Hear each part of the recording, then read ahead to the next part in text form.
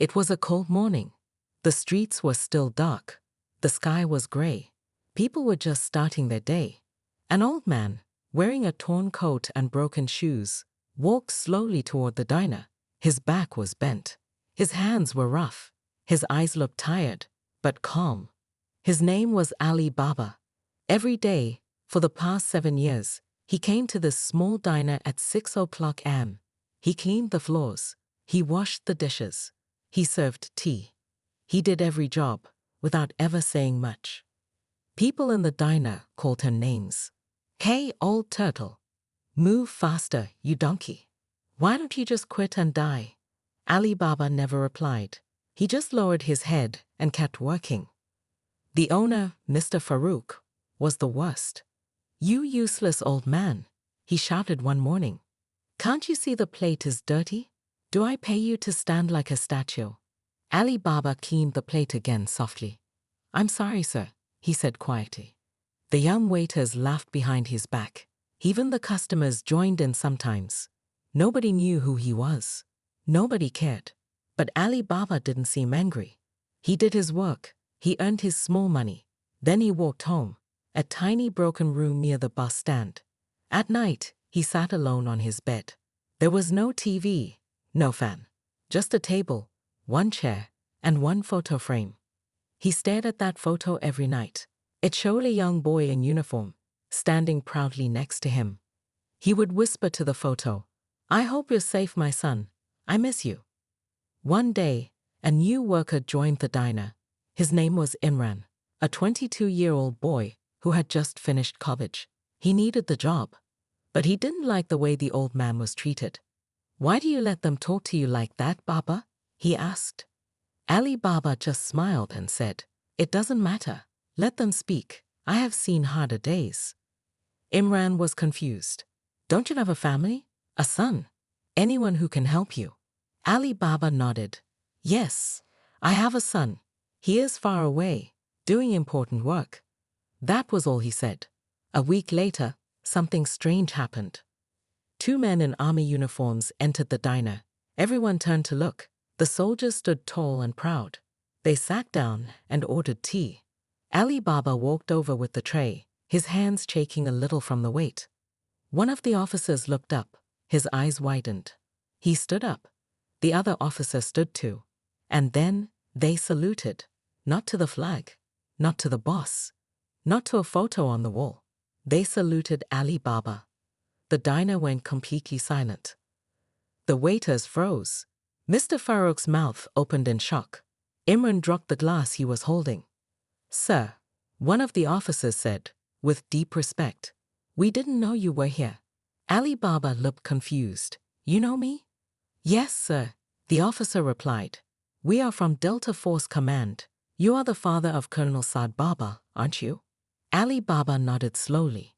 Imran couldn't believe what he was hearing. Everyone in the diner looked at the old man differently now. The same man they insulted, the same man they mocked. He was the father of one of the most respected officers in the military. Mr. Farouk tried to speak. We didn't know, sir. We thought." Ali Baba raised his hand. "No need to say anything," he said calmly. "I'm just a worker, nothing more." But Imran stepped forward. "No," he said. "You are not just a worker.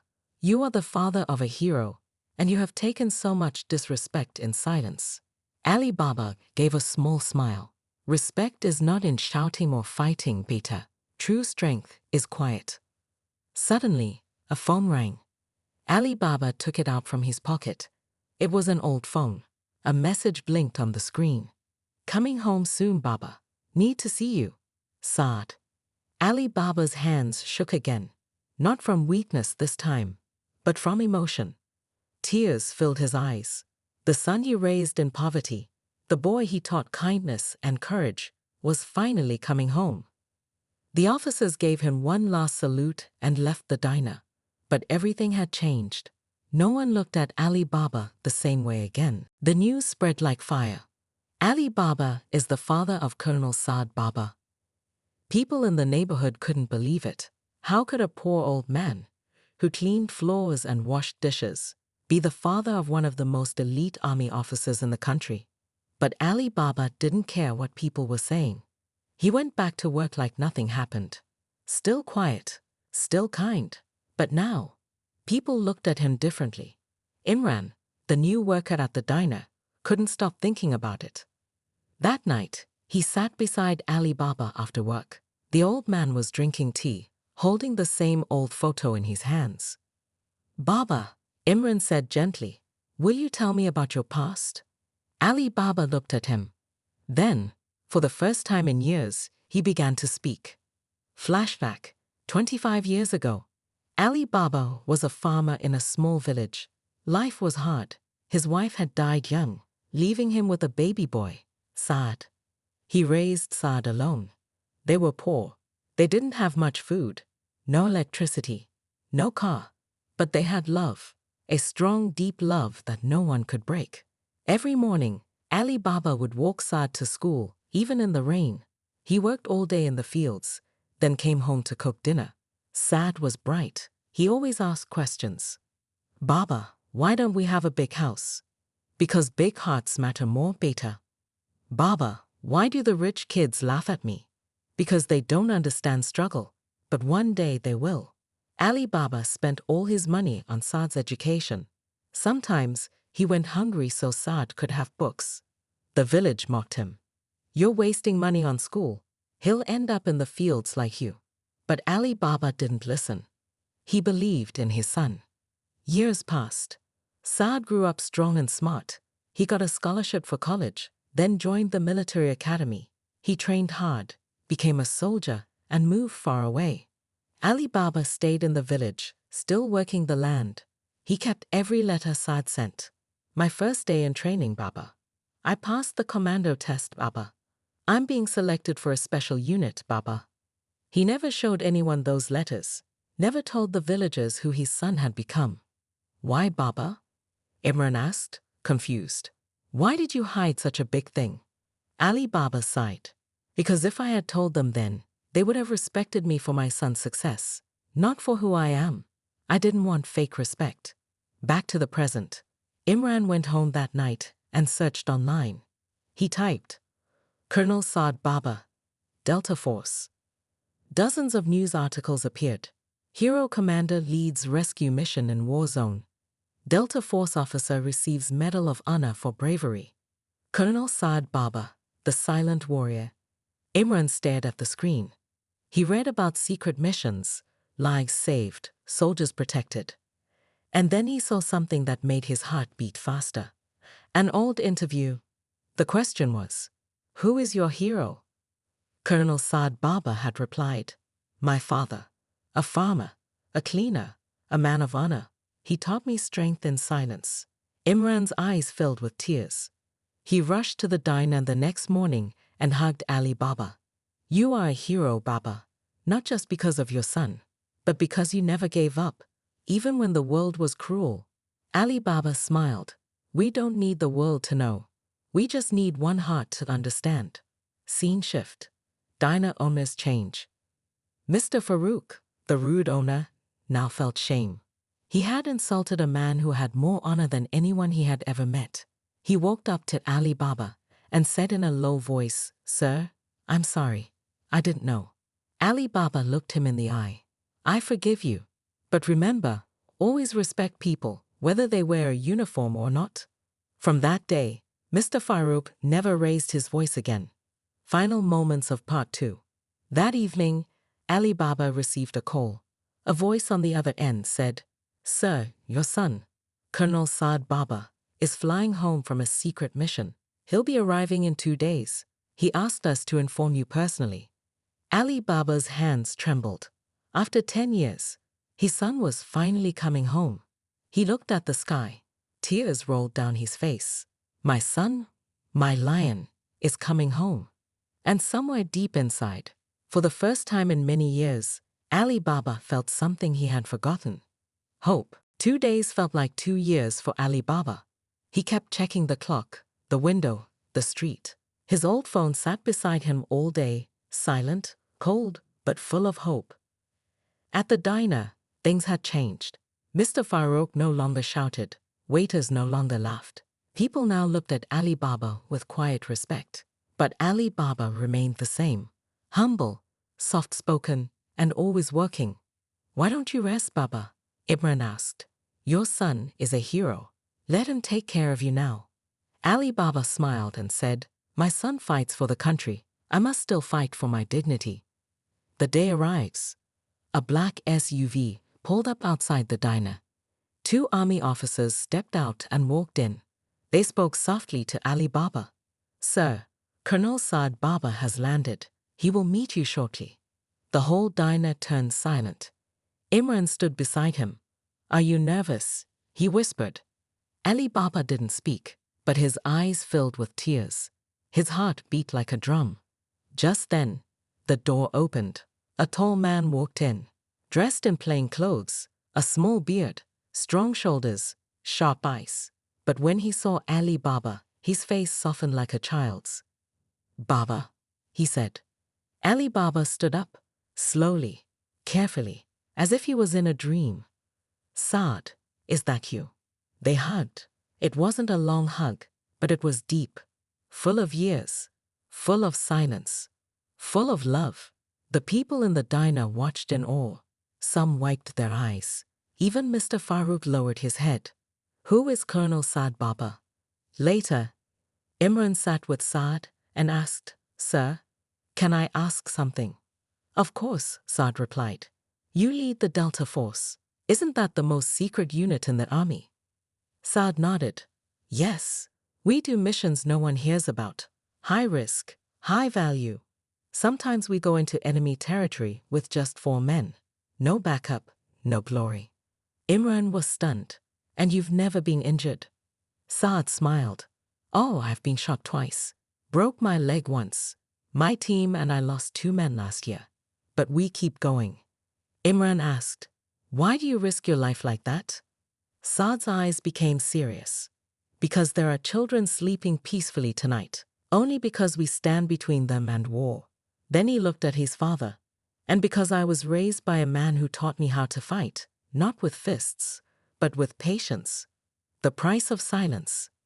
That night, Saad sat alone with Ali Baba in the small broken room. He looked around. No fan, no TV, 1 chair, and the same old photo on the wall. "You never told anyone who I was?" Saad asked. Ali Baba shook his head. "No, I wanted them to see me, not you. I didn't want borrowed respect." Saad held his father's hand. "I sent medals, letters, gifts." Ali Baba smiled. "I kept them, all of them, but I never showed them, because I was already proud. I didn't need the world to clap." There was silence.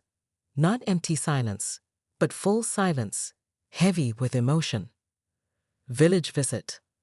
The next morning, Saad took his father back to the village where he was raised. People gathered quickly. Old neighbors stared. The same men who had once laughed at Ali Baba now stood like statues. "Is that Colonel Saad?" "Yes, the one from the news." They had mocked him before, called him a fool for wasting money on his son's books. Now they didn't dare speak without respect. One old man stepped forward, eyes full of regret. "Ali Baba, we were wrong. We made fun of your dream. But you proved us all small." Ali Baba didn't smile or get angry. He just replied, "A seed must die in darkness before it grows into a tree. That darkness was your laughter. This tree is my son." Saad speaks to youth. Saad gave a short speech at the village school. He held up one of his medals. "This medal is not mine," he said. "It belongs to a farmer who walked in the sun, so I could sit in a classroom. It belongs to the hands that bled to pay for my books. It belongs to the quiet man who never asked the world for anything, just gave and gave." The children clapped. The villagers cried. Ali Baba stayed silent, but proud. The morning after the village visit, the diner was busier than ever. News had spread like wildfire. People came not for food, but to see the humble old man they had once ignored. The man who had quietly served tea was now being talked about in every home, every cafe, and every news outlet. They called him the father of the nation's lion. But Ali Baba didn't act any different. He still wore the same torn sweater, still cleaned the counter, still poured tea like always. Only now, people stood up when he entered the room. A shift in the air. Mr. Farouk, the diner owner, walked in nervously with a new apron in his hand. "Sir, Babaji, I brought this for you," he said, offering it with both hands. Ali Baba took it gently, then handed it back. "I don't need a new apron, Farouk Sahab. Just a little kindness will do." Mr. Farouk looked down, ashamed. The same man he had once insulted now held the power to break his pride, but didn't. That was the moment everything changed for Farouk. The customer who once laughed, a rich businessman who used to mock Ali Baba, walked in. He forced a smile, pretending he had always been kind. "Ali Baba ji, you remember me? I used to tease you, but all in fun. Ha." Ali Baba looked at him and said softly, "Fun should never feel like pain to the one hearing it." The man froze. His smile disappeared. That line cut deeper than any insult. Imran's question. Later that evening, Imran sat beside Ali Baba at the back of the diner. "Baba, why didn't you ever defend yourself? All those years, didn't it hurt?" Ali Baba sipped his tea. "It did hurt, beta, but I didn't want to become like them. If I started shouting, cursing, or hating, then I'd lose myself, and I had already lost so much." Imran thought deeply. "You are the richest poor man I have ever seen." Ali Baba laughed gently. "Then maybe I'm poor in money, but rich in peace." Flashback. The breaking point. Imran asked, "Was there ever a time when you almost gave up?" Ali Baba looked away. His smile faded. "There was one night." He began the story. "A few years ago, it was winter. He had worked all day and was returning home late. On the way, some boys from the area followed him, laughing. 'Look at the poor tea man. Maybe he sleeps on garbage.' One boy threw a stone at his back. Ali Baba didn't turn around. He kept walking. But when he reached home and shut the door behind him, he finally broke. He fell to his knees.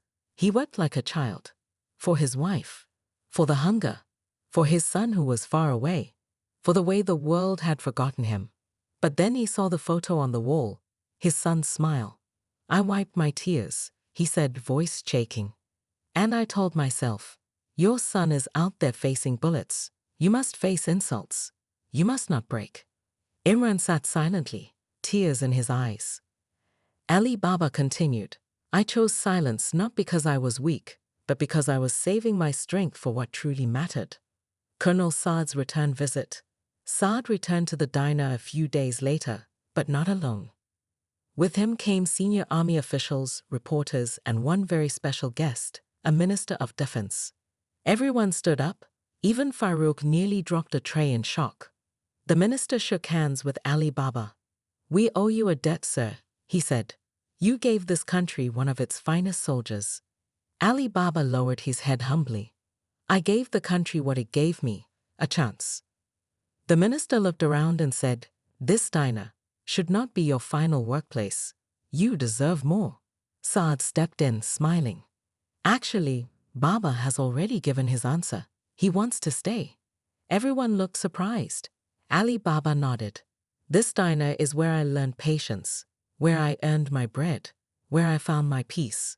Why should I leave it now when people have started to smile instead of spit?' The minister smiled. 'Then we'll honor this place. We'll renovate it.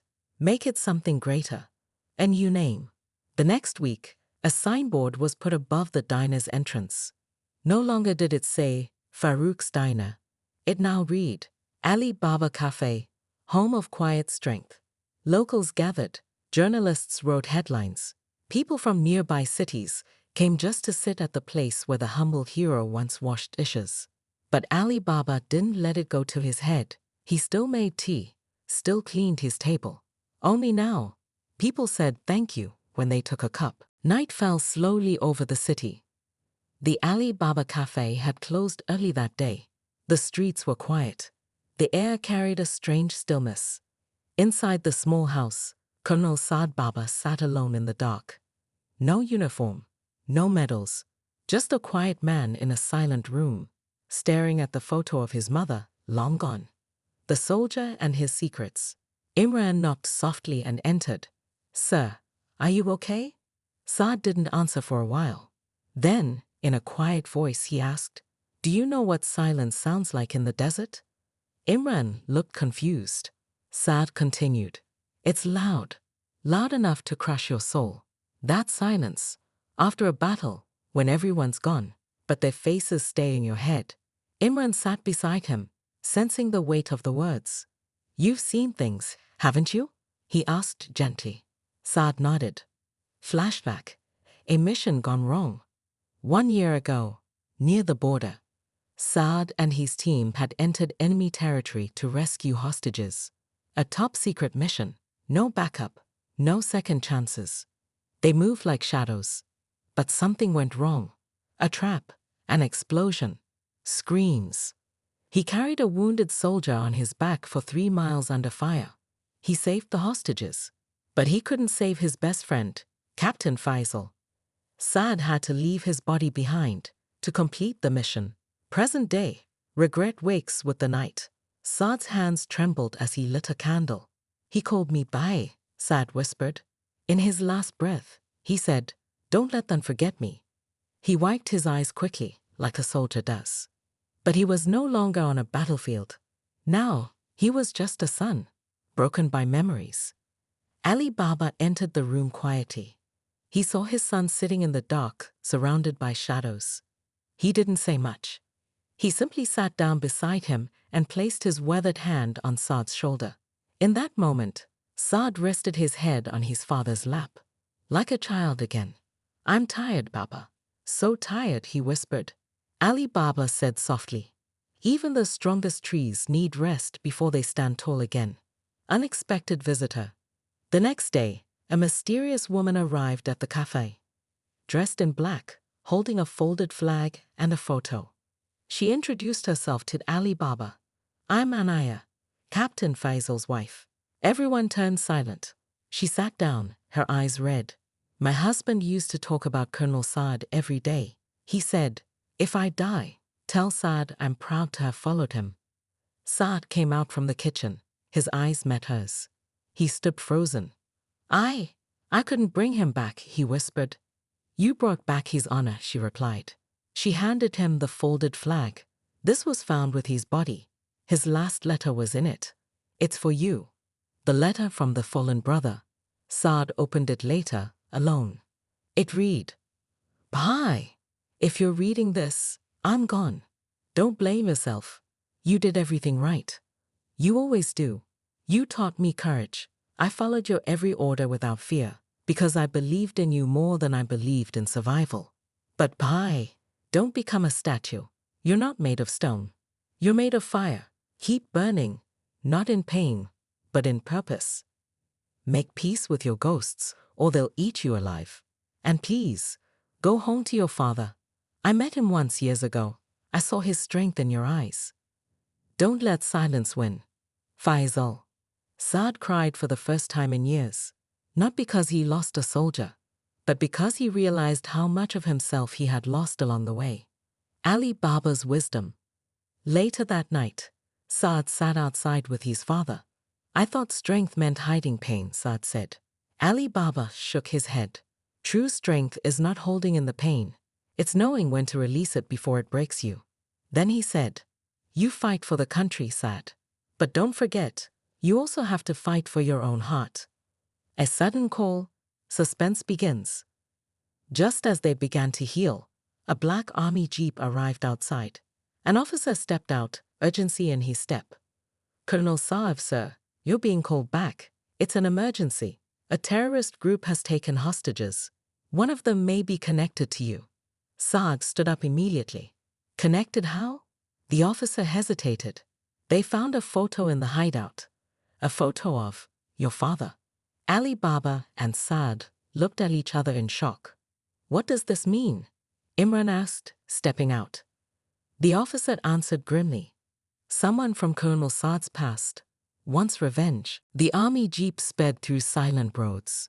Colonel Saad sat still, eyes forward, but inside, His mind raced. A terrorist group had taken hostages. One of their demands: bring us the man behind Delta. And in their hideout, they had found a photo, not of Saad, but of Ali Baba. The message was clear. This was personal. Arrival at the base.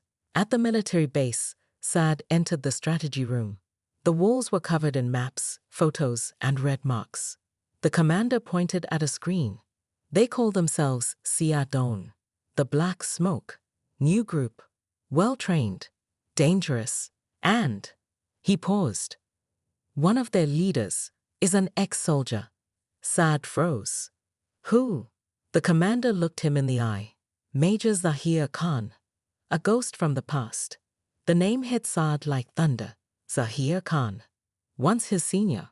Once his mentor. Now a traitor. Flashback. Saad's early years. Years ago, when Saad was just a young officer, he trained under Major Zahir. Zahir was brilliant, strong, fearless, respected, but also cruel behind closed doors. He believed in fear, not respect. He used harsh punishments, dirty tactics, and secret deals. One day, Saad caught him selling classified info. Saad reported him. Zahir was court-martialed and disappeared. No one ever heard of him again. Until now. Why Ali Baba's photo? Saad clenched his fists. This is revenge. Zahir wants me to suffer. He couldn't touch me. So now, he wants to hurt the man I love most. The commander nodded. There's more. We intercepted a message. Zahir said. Let him feel what I felt. Take away his home, his pride, his silence. Saad's eyes turned cold. Then I'll end this, with my own hands. Ali Baba in danger. Back in the city, at the Ali Baba cafe, Imran noticed a man watching from across the street. Same man, same spot. 3 days in a row. Suspicious. Imran walked up, but the man disappeared into the alley. He told Ali Baba everything. Ali Baba smiled gently. They're trying to scare us, but I've lived through hunger, pain, and humiliation. A shadow doesn't scare me. Imran frowned. But Baba, this time, it's not just about pride. It's about your life. Ali Baba touched Imran's shoulder. If fear decides our actions, then we've already lost. A letter arrives. That evening, a letter came. No name, no return address. Inside was a single note. You took my rank. Now I'll take your roots. Z. Ali Baba calmly folded the letter and gave it to Imran. Give this to Saad. Mission begins. Saad and a small elite team flew out in helicopters under the cover of night. Their target, a hidden mountain base on the border. The hostages were still alive, for now. Zahir had one demand. Bring me Saad, or I start sending bodies. Saad prepared for the worst. Inside the hideout, Zahir stood in the shadows, his beard grown, his eyes wild. He looked at the photo of Ali Baba pinned to the wall. This man taught his son to betray me. Now I'll show the world what betrayal costs. But something in his eyes wasn't just rage. It was jealousy. He never had a father like Ali Baba. He never had a son like Saad. And deep down, he hated them for it. Saad breaks in.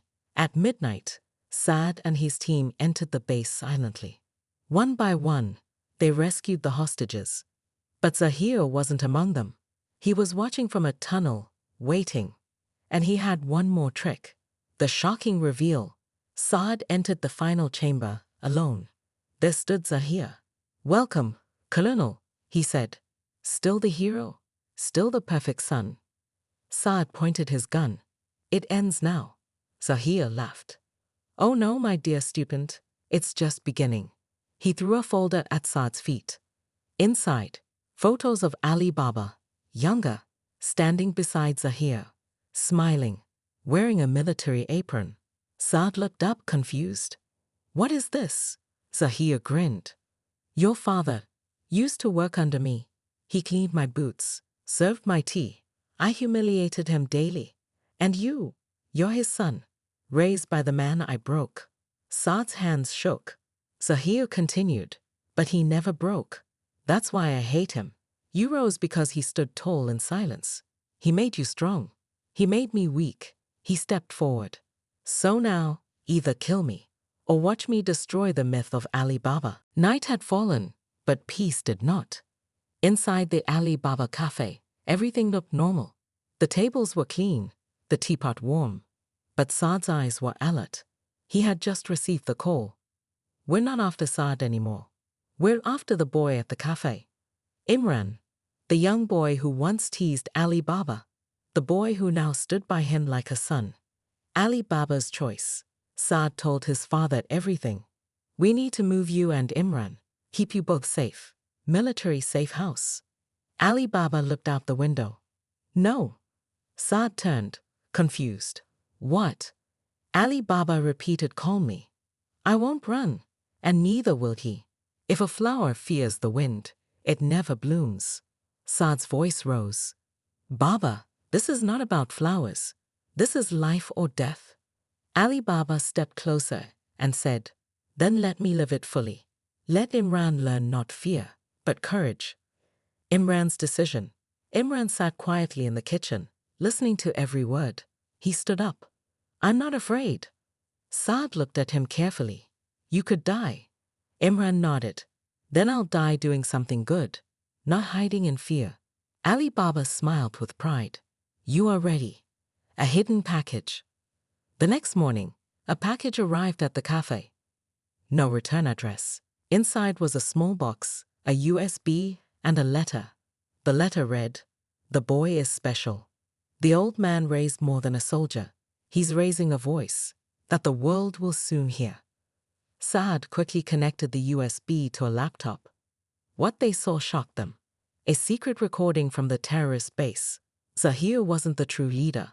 He was taking orders from someone else. A man in the shadows. Only a voice was heard. Ali Baba's silence created one hero, but this boy will create 1,000. That's what I fear. Saad looked at Imran. You were never just a bystander. You're the reason this ends differently. The cafe becomes a symbol. Days passed. But now, people didn't just come to drink tea. They came to hear stories. Ali Baba started sharing his journey publicly, not for fame, but for healing.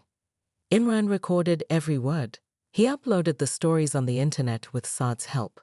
Millions watched. The world cried. The cafe became a movement. People across the country began to call it the School of Quiet Strength. Imran's big step.